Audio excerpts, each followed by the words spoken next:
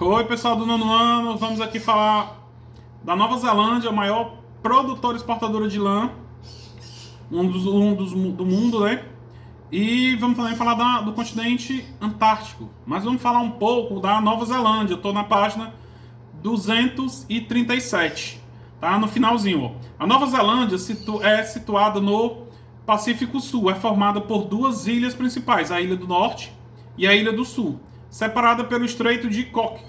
A Ilha do Norte é a mais povoada, com 2/3 da população do país, onde está localizado a capital e também importante potencial industrial do país. Tá? Então, a Nova Zelândia são divididas em duas partes. E essa Ilha do Norte é onde se destaca a maior produção industrial do país. Apesar de, como eu abri dizendo, ela também tem uma grande produção agropecuária. Tá? O Wellington com 340 mil habitantes e a Auckland com 1 milhão de habitantes é a cidade mais populosa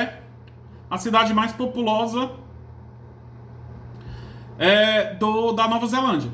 Tá? Por sua vez, na Ilha do Sul, nas cidades de Christchurch, com 317 mil habitantes, e em Dunedin do Sul, ao sul da ilha, com 110 mil habitantes. Sobretudo, sobressaem alguns centros industriais. Mas quer dizer, o grande destaque é na região do norte da ilha. Tá? Aí, como eu falei para vocês, o país se destaca na exportação de lã. Então, eles têm um dos maiores rebanhos ovinos do mundo. Ó. O país, a Nova Zelândia, se destaca como exportador de lã, de carne. Fato explicado pela elevada média de cabeças de gado ovino e bovino por habitantes. O rebanho de bovinos, por exemplo, é cerca de 9,6 milhões de cabeças. 2,5 cabeças por habitante. Quer dizer, tem mais animais criados nas fazendas do que a própria população. Enquanto a de ovinos aproxima de 40 milhões de cabeças, quer dizer, a média 10,5 por habitante. Né? Cada habitante possuiria 10,5. Né? A agricultura destaca-se para o abastecimento do mercado interno e externo. Então, interno e externo. Na agricultura, eles se destacam também pela produção agrícola de cultivos de batata, milho, trigo, aveia, centeio e frutas, tá? Então, eles são os maiores exportadores de lã do mundo. Tá? Vamos ver qual é o relevo da Nova Zelândia. O relevo da Nova Zelândia são basicamente 3: planícies, né? Como tem litoral, tem que ter planície, que é a junção do mar, montanhas e os planaltos. Professor, planalto e montanha não são a mesma coisa? Não. Montanhas são altas e tem aqueles picos. Né? Os planaltos não, os planaltos é um plano alto. Né? Então se destacam esses 3 tipos de relevo da Nova Zelândia. Tá? Não vou falar aqui Não vou falar da história, vou logo pular para o continente Antártico, que só tem uma questão desse continente. Pessoal, o continente Antártico, vou falar dele, depois eu leio. Tá? Vou primeiro falar e leio. Pessoal, o continente Antártico, ele tem as maiores reservas de água. Tá? Você sabe que as maiores reservas de água reservas de água gelada estão nos polos. Então, a Antártica é um grande detentor de água. Né? A água em estado sólido, que é as geleiras. E a Antártica é um continente que ele é de todos os países do mundo. Como assim, professor? Qualquer país que faz parte da ONU pode chegar lá e montar uma estação para pesquisa. Tanto é que o Brasil tem a dele lá. Né? Pegou até fogo aí e depois refizeram ela. Então lá serve de pesquisa para todos os países do mundo. Nenhum país pode chegar lá e tomar de conta, é meu. Não, é da humanidade. Que na minha opinião a Amazônia era para ser tipo a Antártida. Né? Da humanidade. Pelo menos lá todo mundo cuida, todo mundo zela. Tá? É um país que tem tratados para preservação. Tratados assinados por quase todos os países do mundo que fazem pesquisas lá. Tá? É o continente menos habitado do planeta. né? Porque, como eu falei para vocês, só quem está lá é o pessoal que trabalha em pesquisas, né? Fazendo pesquisas para os seus países. Agora eu vou ler o que é que tem aqui, tá? O que é que tem no livro. Vou só ler. O continente gelado. Antártica, o continente gelado.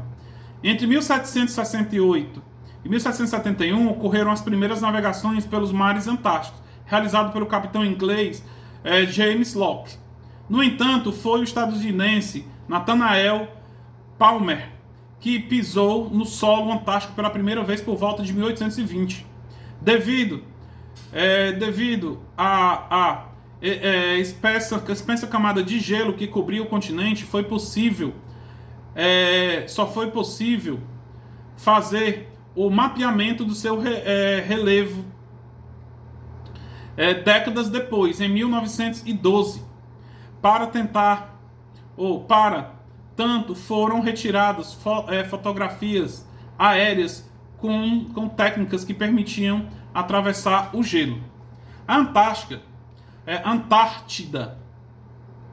é uma área de 14.108 km² coberta por uma camada de gelo de 2 km e volume de 30 milhões de metros cúbicos, que recobrem todo o território. Quer dizer, todo o território da Antártica é coberto por gelo.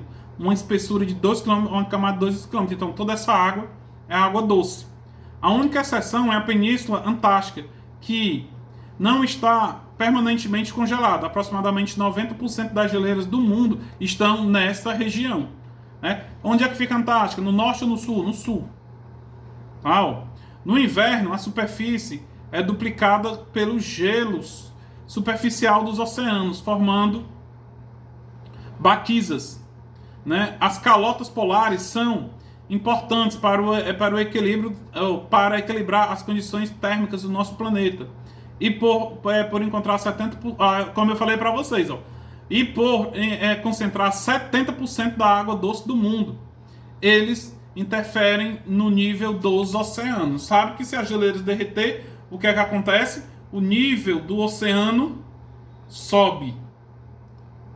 Tá? Existe habitante. Não existe, como eu falei para vocês. Isso aqui eu tô lendo que eu fez aquela introdução. Porque se a gente quisesse parar a aula por aqui, já dava. Porque tudo que eu vou ler aqui é que eu já expliquei. Não existe habitantes no continente gelado, que pertence por acordos internacionais a todas as nações do mundo. Como eu falei para vocês, todo o país pode chegar lá, é acordo. Não pode acabar, destruir o meio ambiente lá, mas pode fazer pesquisas. Vou ler de novo. Não existe habitantes no continente gelado, que pertence por acordo internacional a todas as nações do mundo, para que enviem pesquisadores e cientistas com a finalidade de estudar o ecossistema e as condições meteorológicas. Tá? Aí vem os invernos rigorosíssimos. Os rigores do clima só permitem que as pesquisas sejam realizadas no curto verão, né, que é em junho, porque tem invernos fortíssimos. Por isso não existe moradores permanentes. O turismo natural ou de aventuras também é praticado lá. A vida aquática no continente é muito rica, já que os animais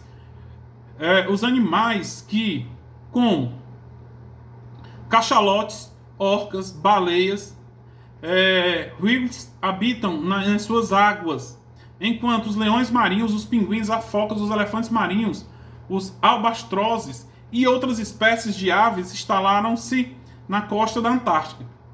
A rica fauna esteve sob ameaça de extinção por causa da caça predatória. Porém, em 1994 foi criado uma reserva natural onde é proibido a caça e a pesca para finalidades comerciais. O que é que acontece? Quando eles viram que as pessoas já estavam caçando para ter lucro, foi proibida a caça. Tá? Lá, a caça toma quanto a pesca para não prejudicar o ecossistema. Tá? Aí, vamos lá prosseguindo, que vai já chegar nos acordos que eu falei para vocês. Na prova só tem uma questão sobre isso aqui, sobre a Antártida. Aí vem, ó, aumentar mais aqui. A natureza ainda preservada. Por que a natureza é preservada? Por causa dos acordos. Ó, o território é banhado pela circunferência do Oceano Pacífico, Atlântico e Índico. Possui várias ilhas. Tá? Nessa região são os polos geográficos de 90 graus de latitude ao sul, magnético, que não é fixo. As temperaturas. Ó. As temperaturas podem chegar a 80 graus negativos no inverno, quer dizer, impossível ter gente lá. Ó. Pesquisas indicam que lá está o maior lago do mundo congelado, com cerca de 10 mil quilômetros quadrados. O clima é muito seco. Tá? Resultado é... Professor, clima seco. É seco, não é quente. Presta atenção. Clima seco, não quente. Porque muita gente fala, o clima é muito seco, pescar quentura. Não é. O clima muito seco resulta também em chuvas escassas, com baixa umidade atmosférica. Além disso, é possível verificar precipitações em formas de neve e ventos que chegam a 60 km por hora. Claro, né, as chuvas caem em forma de neve. Né? Como a gente já sabe que é o congelamento quando sai das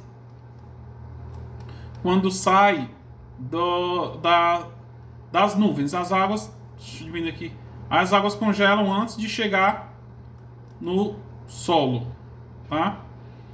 Vamos ver aqui um pouco para finalizar, um pouco da economia regularizada, que é o que acontece?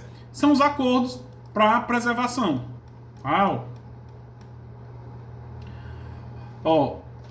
As atividades na Antártica se restringe à pesca controlada de acordo com acordos internacionais desde 1982. As investigações científicas em diversas áreas, como geologia, glaciologia, sismologia, meteorologia, biologia e hidrologia. Então, esses são os ramos de pesquisas que tem na Antártica. Tá? Se vocês podem ver, tudo vai em relação a clima. Né? Foram essas pesquisas que detectaram um buraco na camada de ozônio, bem como do continente, bem acima do continente gelado. Em 1959 foi assinado o Tratado Antártico, que internacionalizou esse território e permitiu as pesquisas com fins pacíficos. Por ela, estão proibidos os exercícios militares, testes atômicos e deposição de lixos radioativos. Inicialmente, esse tratado foi assinado pela África do Sul, Argentina, Bélgica, França, Nova Zelândia, Noruega, ex-União Soviética, pelos Estados Unidos, pelo Japão e Reino Unido. Posteriormente, houve adesão de mais 30 países, inclusive o Brasil, onde desde 1991 estão proibidas as explorações mineralógicas da área. Quer dizer, qualquer operação com fins lucrativos não pode. A mineração sabe que extrai a mineração para ter dinheiro. 26 países adquiriram o direito de realizar pesquisa e estabelecer suas bases no continente. Exemplo, a nossa do Brasil. A brasileira, que se chama Estação Antártica Comandante Ferraz, foi a que pegou fogo e reformaram agora. A gente fica por aqui. Esse foi o nosso último capítulo. Encerramos também o livro de geografia, como vamos já encerrar o de história. E próxima semana vai ter só as orientações. E qualquer dúvida, me chamem no WhatsApp. Abraço, boa semana.